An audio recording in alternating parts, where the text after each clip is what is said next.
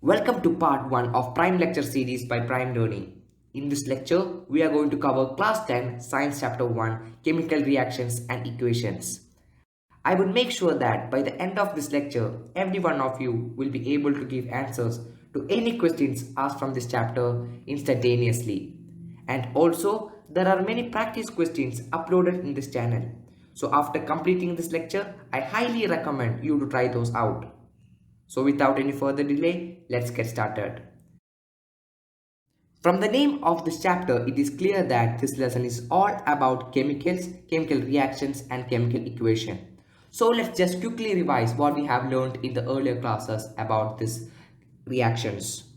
We have learned that there are two kinds of reactions in nature. The first one is physical reaction, while the second one is chemical reactions. So as per now, I will briefly describe what is a physical reaction. A physical reaction occurs when a molecule undergo a molecular rearrangement to produce a physical change. The molecules are not chemically alterated. As a reminder, molecules are two or more atoms linked by a chemical bond. Hence, the physical reaction only brings changes in physical property. We also have to remember that we don't get a new substance with new chemical nature in a physical reaction.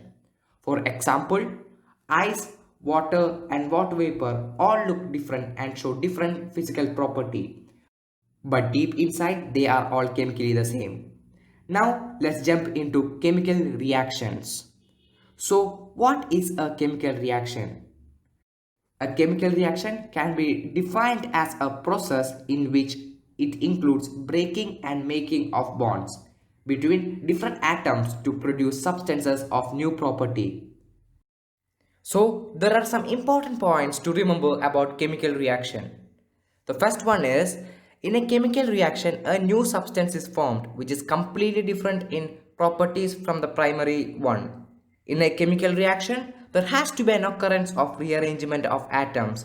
Hence, we name chemical reaction and another name, that is chemical change. So as you can see, the substance which take place in a chemical reaction is called reactants, while the substance that formed as a result of a chemical reaction is named as a product. Reactants will be usually on the left hand side, while the products would be on the right hand side of the equation. Now let's look into the burning of magnesium. When we burn magnesium, the chemical reaction is as follows. 2 Mg plus O2 gives you 2 MgO. But we have to note that before burning magnesium in air, the magnesium ribbon has to be rubbed by a sandpaper. This is done to remove the protective layer of basic magnesium carbonate from the surface of magnesium ribbon. This is formed due to the reaction between magnesium and carbon dioxide in atmosphere. So in this reaction, the reactants are magnesium and oxygen, while the product is magnesium oxide. So now we have learned about what is a chemical reaction, what is a chemical reactant and what is a chemical product. Now many of the students have a doubt in their mind. How to distinguish a chemical reaction, or what are the characteristics of a chemical reaction? So now we will be discussing about what are the characteristics of a chemical reaction. If you have ever seen the reaction between zinc and dilute sulfuric acid, you will probably notice that there is an evolution of gas. The gas evolved in this reaction is hydrogen. From this statement, we have identified that a characteristic of a chemical reaction. Yes, the evolution of a gas can be considered as characteristic of a chemical reaction. The evolved gas could be any gas. In some cases, the evolved gas would be chlorine, and in some other cases, the evolved gas would be oxygen. Hence, if any gas is evolved, we can surely say that there has been a chemical reaction already taken place. So now let's move to the second characteristic of a chemical reaction. The second way in which a chemical reaction can be characterized is by the change in color. I'm sure that all among us know the reaction between copper sulfate solution and iron nails. In this reaction, we can observe a change in color from blue to green. So, another example is a chemical reaction between citric acid and purple colored permanganate solution. In this reaction, you can surely observe that there is a change in color from purple to colorless. So, a change in color means that there has been a chemical reaction taken place. Yes, a change in color is a sure indicator of a chemical reaction. We can classify it as a characteristic of a chemical reaction. So now let's move on to the third characteristic of a chemical reaction. The next way in which we can characterize a chemical reaction is by observing its temperature. We all know that the reaction between quicklime and water to form a slake line. This reaction is generally characterized by a change in temperature, which in this case is a rise in temperature. We have to remember that both cases are possible. Either heat can be absorbed or given out. Also, the chemical reaction between zinc granules and dilute sulfuric acid is also a good example of a change in temperature. In this case also, the energy is given out. So we can characterize that a change in temperature is a clear indicator of a chemical reaction. Hence, a change in temperature is characterized as a characteristic of a chemical reaction. The next characteristic of a chemical reaction is a change in state of a substance. So what is a change in state of a substance? So let's learn this topic by taking an example. The combustion reaction of candle wax is characterized by a change in state from solid to liquid and gas. Because the wax is a solid, water formed by the combustion of wax is a liquid at room temperature, whereas carbon dioxide produced by the combustion of wax is a gas. We have to remember that there are some chemical reactions which can show more than one characteristic. In this case, we can see that there's a change in color as well as a change in temperature as well as a change in state of substance. Next, the formation of a precipitate is considered as an indicator of a chemical reaction. An example is the reaction between sulfuric acid and barium chloride. In this reaction, there is a formation of white precipitate known as barium sulfate. Now, we have understood what is a chemical reaction and the characteristics of a chemical reaction. So now, let's check the second part of this lecture, that is chemical equations. So, how can we define a chemical equations, or what is a chemical equation? A chemical equation can be defined as the representation of chemical reaction using formula of the substances is called a chemical equation. So now we can see the general representation of a chemical equation. As you can see that the general representation of a chemical equation is as follows. A plus B gives you C plus D. In this equation, A and B are called the reactants and C and D are called the products. The arrow shows the direction of a chemical reaction. If there are any conditions, we generally write above the arrow. So now let's look at some examples. By this you can get a bigger picture of this concept. Here we can see that when hydrogen reacts with oxygen, it gives water. So how can be this reaction represented in the form of a chemical equation? As you can see on your screen that hydrogen plus oxygen gives you water. That is, in a chemical equation format, we can write it as H2 plus O2 gives you H2O. Now let's dive deeper into the chemical equation and let's see the divisions of a chemical equations. A chemical equation can be divided into two types. The first one is balanced chemical equation while the second is unbalanced chemical equation. So on what basis are we dividing this chemical equation? The chemical equation is divided on the basis of whether the equation obeys the law of conservation of mass. But before jumping into the differentiation of chemical equations, let's just give a second to understand what is law of conservation of mass. So, according to a law of conservation of mass, mass can neither be destroyed nor be created in a chemical reaction. To obey this law, the total mass of element present in reactants must be equal to the total mass of element present in the products. So here it means that A plus B should be equal to C plus D. So what is a balanced chemical equation?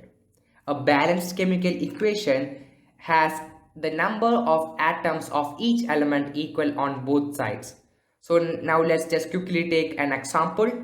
Here we can see that zinc plus sulfuric acid gives you zinc sulfate plus hydrogen gas. In equation format we can write as Zn plus H2SO4 gives you ZnSO4 plus H2. As you can see that in this equation, number of zinc, hydrogen and sulfate atoms are equal on both sides. So this equation can be characterized as a balanced chemical equation. It obeys the law of conservation of mass. Now let's look on to the next type of division of chemical equation, that is unbalanced chemical equation. So what is an unbalanced chemical equation? The definition goes like this. If the number of atoms of each element in reactant is not equal to the number of atoms of each element present in the product, then the chemical equation is called an unbalanced chemical equation. Now let's look at an example so we can get a bigger picture of this concept. As you can see on your screens that Fe plus H2O gives you Fe3O4 plus H2. That is ferrous plus water gives you ferrous oxide plus H2. That is simply iron plus water gives you iron oxide plus hydrogen gas. In this example, we can see that a number of atoms of each element are not equal on two sides of this reaction. For example, on the left hand side, only one iron atom is present, while three iron atoms are present on the right hand side. Therefore, we can classify this as an unbalanced chemical equation. It is often asked in the exams that to balance an unbalanced chemical equation. So how can we balance an unbalanced chemical equation? To balance the given or any chemical equation in general, you have just want to follow these simple. So let's take an chemical equation which is unbalanced. So we have already taken a chemical equation that is unbalanced, that is ferrous or ferrous plus water gives you ferrous oxide plus hydrogen. So let's just quickly make it a balanced equation. So what are the steps we have to follow? The first step is write the number of atoms of each element present in reactants and in products in a table as shown on your screen. So here we can see that iron atom is 1 in reactant side and 3 on product side, while hydrogen atom is 2 on reactant side and 2 on product side. When it comes to the case of oxygen, it is 1 in reactant and 4 in product side. So first of all, we have to balance the atom which is most in number on either side of the equation. In this equation, the number of oxygen atom is maximum on RHS. To balance the oxygen, we have to multiply the oxygen on the left hand side by 4. So that the number of oxygen atoms become equal on both sides. Now the equation turns to be Fe into 4 plus H2O gives you Fe3O4 plus H2. Now the number of hydrogen atoms become 8 on LHS, which is more than that on RHS. To balance hydrogen atom, one need to multiply the hydrogen atom on right hand side by 4. Hence, the equation becomes Fe plus 4 into H2O gives you Fe3O4 plus 4 into H2. After that, the number of oxygen and hydrogen atoms become equal on both sides, but the number of iron is 1 on left hand side while it is 3 on right hand side. To balance this iron atom, we have to multiply the iron on LHS by 3. Now the equation turns out to be 3 into Fe plus 4 into H2O gives you Fe3O4 plus 4 into H2. Now the number of each element become equal on both sides. Now the equation is a balanced chemical equation. As you can see that the number of atoms on both sides of the equation became balanced. Here we can see that iron is 3 on reactant while it is 3 on product. Hydrogen is 8 on reactant while it is 8 on product. While oxygen is 4 on product and 4 on reactants. So now I am sure that all of you will be able to balance any chemical equations thrown at you. But for a further practice, I would really recommend you to try the practice questions uploaded in this channel. It is so simple to follow and I am sure that you will be able to answer any chemical reaction questions in matter of just seconds. So now we have learned about chemical equations and it's time for us to know about how to make a chemical equation more informative. So it is very surprising to know that by writing the physical states of a substance, a chemical equation becomes much more informative. As an example, the gaseous state of a material is represented by the symbol G. Liquid state is represented by the symbol L. Solid state is represented by the symbol S, while the aqueous solution is represented by the symbol AQ. If there are any conditions to be applied, we generally write it above or below the arrow of the equation. Let me take 10 seconds of your valuable time to explain what is the vision of prime learning. As we know that there are only a few percentage of our population getting access to high quality education content. But we at Prime Learning is trying to allow access to everybody for high educational content at virtually no cost. Each act of support from your side by subscribing to this channel would ensure that another talented mind from a corner of the world would get opportunity to follow their dreams. So let's continue the lecture. So in this class we have to learn about the types of chemical reactions and we have to know that there are total of 12 types of chemical reactions. So first among them is a chemical reaction known as combination reaction. So what is a combination reaction? A combination reaction can be defined as the reaction in which two or more reactants combine to form a single product. A general combination reaction can be represented by the chemical equation as given here. A plus B gives you a combined AB. So now let's get familiar with some of the examples. This would help you to get better knowledge about combination reactions. We all know the burning of magnesium. That when magnesium is burned in air, that is oxygen, magnesium oxide is formed. In this reaction, magnesium is combined with oxygen to form magnesium oxide. The chemical equation is Mg plus O2 gives you 2MgO. Here, two reactants combine to form a single product. That is the basic concept of combination reaction, that two or more reactants combine to form a single product. Now let's look at another example so that we can clarify the doubts in our mind. That when carbon is burnt in oxygen, carbon dioxide is formed. In this reaction, carbon is combined with oxygen to form carbon dioxide. The chemical equation goes like this. C plus O2 gives you CO2.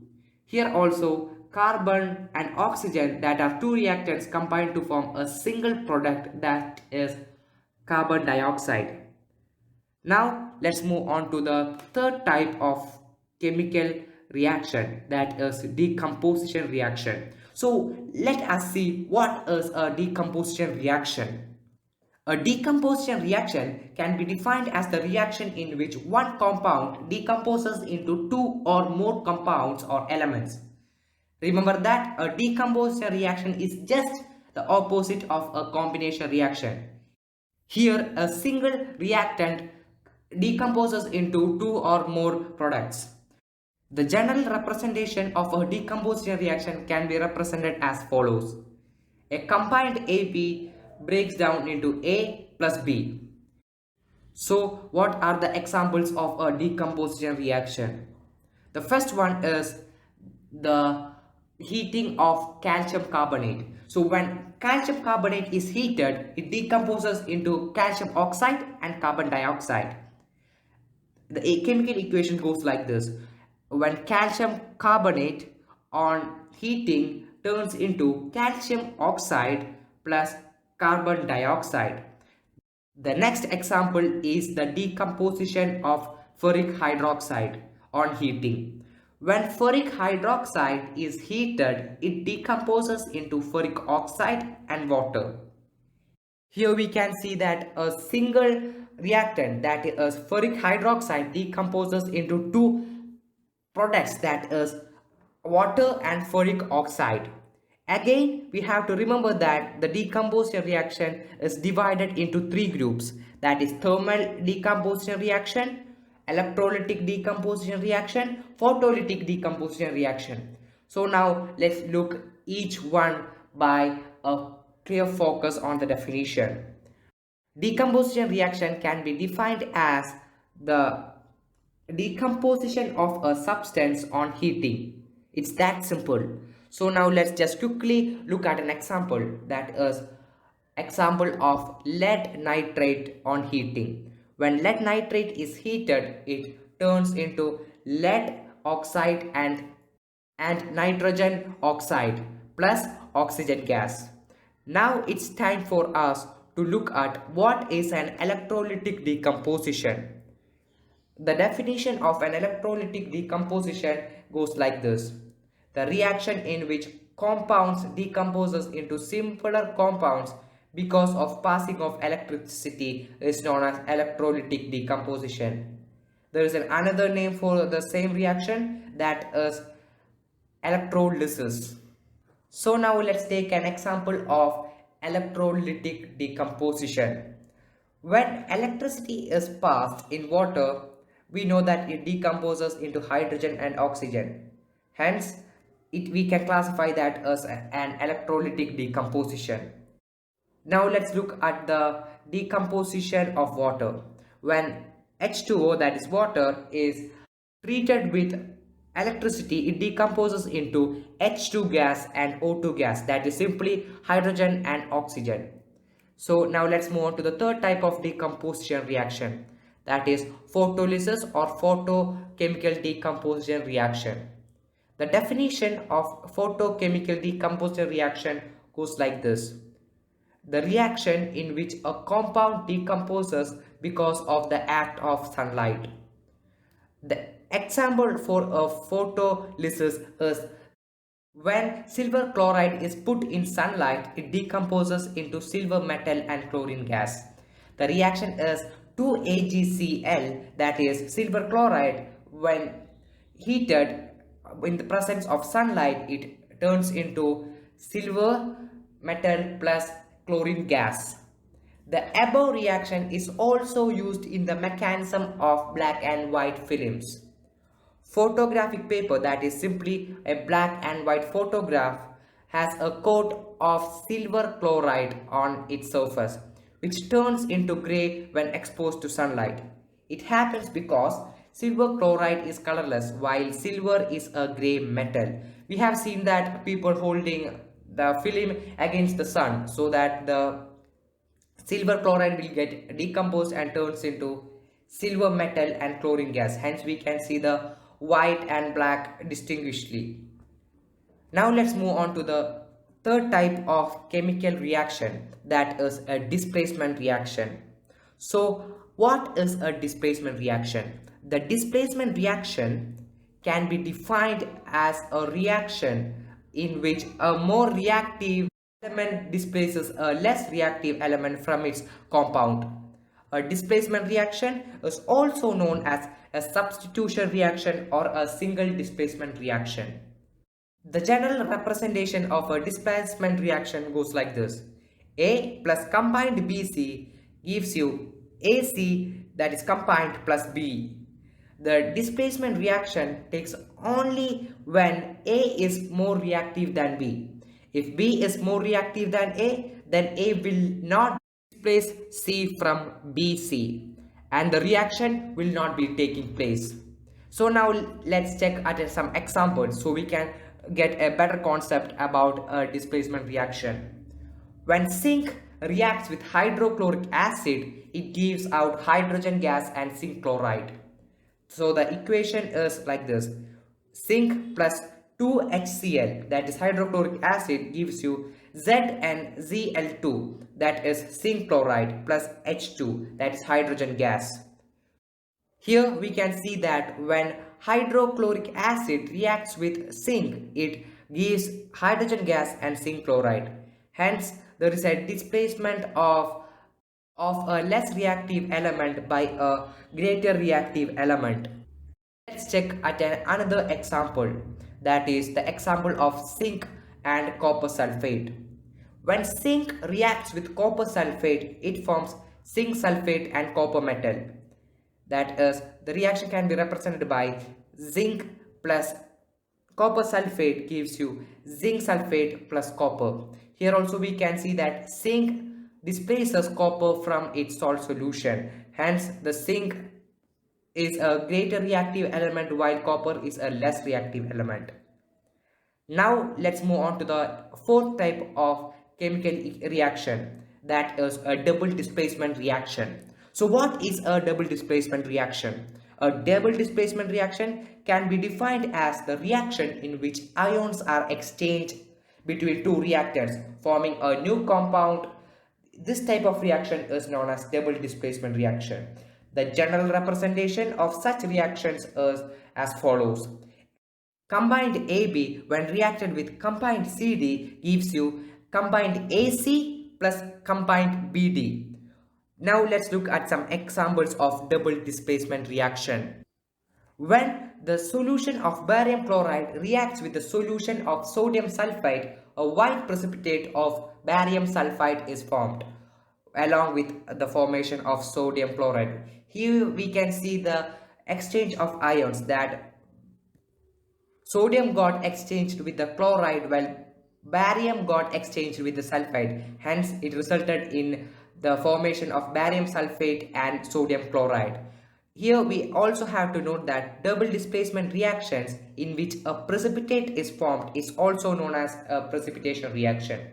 Neutralization reaction are also a good example of double displacement reaction. Now we have heard about another type of chemical reaction, that is precipitation reaction. So what is a precipitation reaction? How can we define a precipitation reaction? A reaction in which precipitate is formed by the mixing of the aqueous solution of two salts is called a precipitation reaction. So let's look at an example. But we have already discussed about this just before, that is when solution of barium chloride reacts with the solution of sodium sulfide. A white precipitate of barium sulfide is formed along with the formation of sodium chloride. Here we can see the precipitate is the barium sulfate. Now let's move on to the neutralization reaction. So what is a neutralization reaction? The definition of neutralization reaction is the reaction in which an acid reacts with a base to form salt and water by an exchange of ion. This is called neutralization reaction. For example, sodium hydroxide plus hydrochloric acid gives you sodium chloride plus water. This is when a base, that is sodium hydroxide, and an acid which is hydrochloric acid reacts together to get sodium chloride, which is a salt and water. So here we can clearly see that there is an evolution of heat. We have to also remember that neutralization reaction is an exothermic reaction. So what is an exothermic reaction? Exothermic reaction can be defined as the reaction in which it produces energy in form of heat or light or any such energy forms. We have to also notice that decomposition reaction are also an example of exothermic reaction. For example, Respiration is a decomposition reaction, hence it is also an exothermic reaction.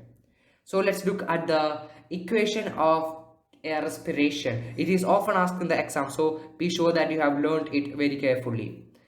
Glucose plus oxygen, that is glucose chemical formula is C6H12O6 plus oxygen is 6CO2, gives you 6CO2, that is carbon dioxide, plus 6H2O, that is water, with a huge amount of release of energy. The energy is released in the form of adenyl triphosphate. So now let's move on to the second example, that is when quicklime is added to water. So we know that when quicklime is added to water, it results in slaked lime. Now let's just quickly go through the equations. CaO, that is quicklime or calcium oxide, plus water, that is H2O, gives you CaOH2, that is calcium hydroxide or slaked lime, plus a huge amount of energy in the form of heat. So there should be an opposite to exothermic reaction. So what is the opposite of exothermic reaction? It is known as endothermic reaction. An endothermic reaction is a reaction in which heat energy is absorbed. Then we can classify it as an endothermic reaction. We have to know that the decomposition of calcium carbonate is an endothermic reaction. When calcium carbonate, that is CaCO3, is heated, it decomposes into CaO, that is calcium oxide, plus CO2, that is carbon dioxide, and with the absorption of energy. Now it's time to move on to oxidation and reduction reactions. This is an important topic in our lecture. So what is an oxidation? An oxidation can be defined as the addition of oxygen or removal of hydrogen from a compound. So what is removing or adding hydrogen and oxygen respectively? The answer to this is known as oxidizing agent. So what is the definition of oxidizing agent? Oxidizing agent is a substance which gives oxygen for oxidation and the substance which removes hydrogen.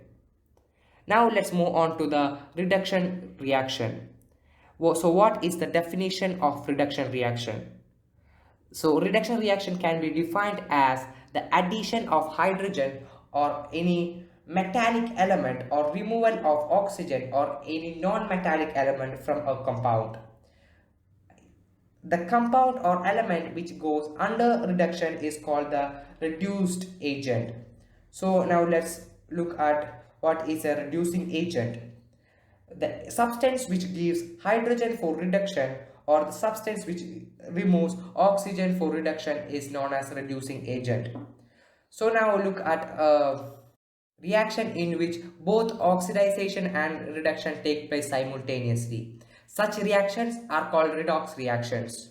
So the example is when copper oxide is heated with hydrogen, then copper metal and water is formed. And the reaction is represented as CuO plus H2 gives you Cu plus H2O, that is copper oxide plus H2, that is hydrogen, gives you Cu, that is copper metal, plus H2O, that is water. In this reaction we can see that CO is changing into Cu. Oxygen is being removed from copper oxide. So that removal of oxygen from a substance is called as reduction. We know that. So hence copper oxide will be reducing agent. And in this reaction hydrogen is changing to H2O. Oxygen is being added to hydrogen. We know that addition of oxygen to a substance is called oxidation. So hydrogen is being oxidized to water. So now let's look into the effects of oxidation and reduction in everyday life. This is the last topic of our lecture. So now let's look at the effects of oxidation reaction in everyday life. The only two reactions that we have to learn in this class is corrosion and rancidity. So what is a corrosion?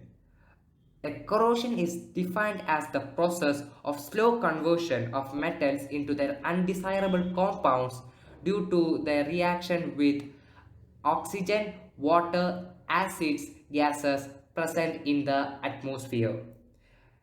Example of corrosion is rusting of iron. Yes, rusting of iron is an example of corrosion. It's a type of corrosion reaction. So just remember the definition of rusting. A rusting is defined as an oxidation reaction. The iron reacts with water and oxygen to form hydrated iron oxide, which we see as rust. Here is the word equation for reaction. Iron plus water plus oxygen gives you hydrated iron oxide. We have to remember that rusting is a redox reaction.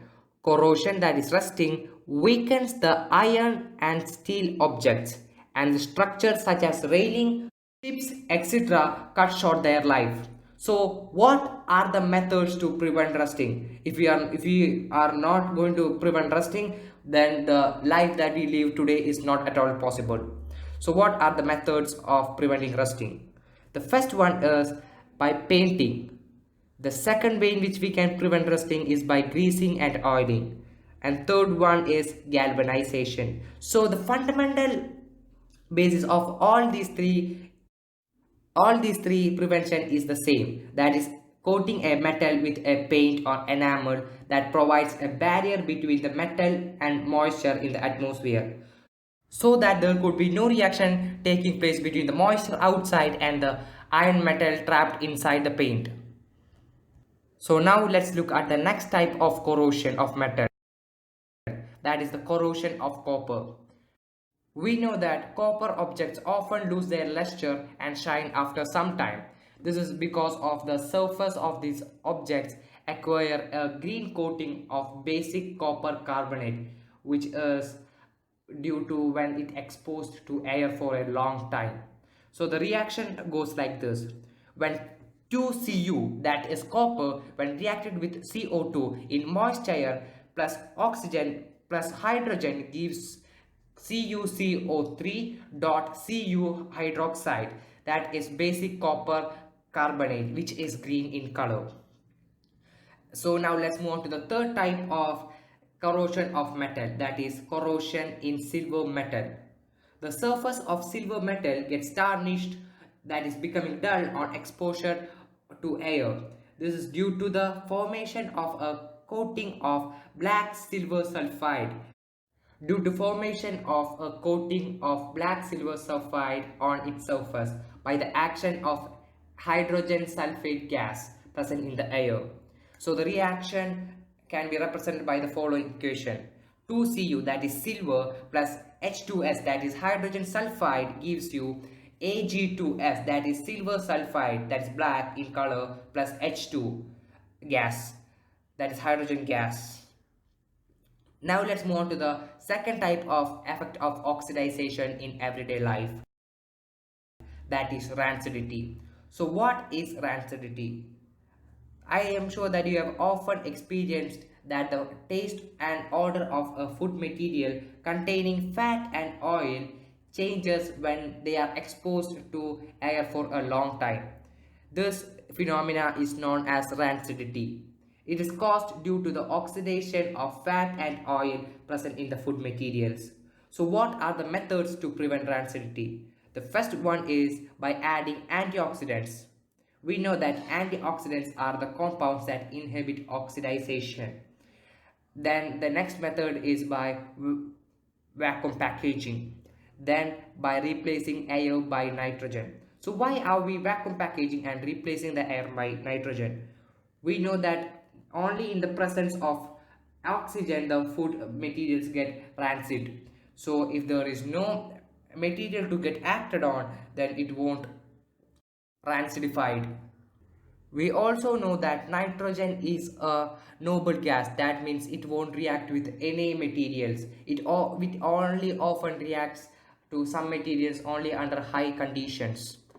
The next method to prevent rancidity is by refrigeration of foodstuff. By refrigerating foodstuff, we ensure that the reaction will only take at a slower pace. Hence, it won't be noticeable to our level of consciousness. By this, our lecture is over. And if you want, check out our practice questions available in our channel. And also, the links to these questions are in the description box below. Thanks for watching. This is Prime Learning, where you can get premium quality education for free. Our intention is to provide free education for all, hence pulling talented minds to forefront of our nation and helping those who are willing to work on their dreams. We at Prime Learning believe that by providing access to world-class standard education platform to everybody at virtually no cost can empower millions of students who haven't come to the forefront only due to the lack of access to a high-quality education platform. Each act of support from your side would ensure that more talented mind gets opportunity to achieve their dreams. Thank you for watching. This is Prime Lectures by Prime Learning Part 1.